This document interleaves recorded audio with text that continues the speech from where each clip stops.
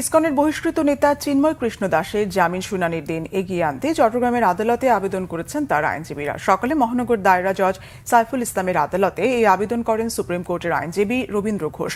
আবেদন গ্রহণ করলেও স্থানীয় ওকালতনামা না আনা পর্যন্ত এ বিষয়ে শুনানি হবে না বলে জানিয়েছে আদালত।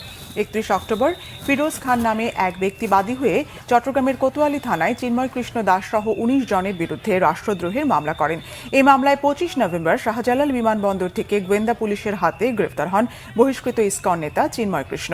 পরদিন ওই রাষ্ট্রদ্রোহ মামলায় তাকে গ্রেপ্তার দেখিয়ে চট্টগ্রাম আদালতে তোলা হলে আদালত তার জামিন নামঞ্জুর করে কারাগারে পাঠানোর নির্দেশ দেয়। কারাগারে নেওয়ার সময় চিন্ময়ের অনুসারীরা আদালত প্রাঙ্গণে আইনশৃঙ্খলা বাহিনীর উপর হামলা ও ভাঙচুর চালায়।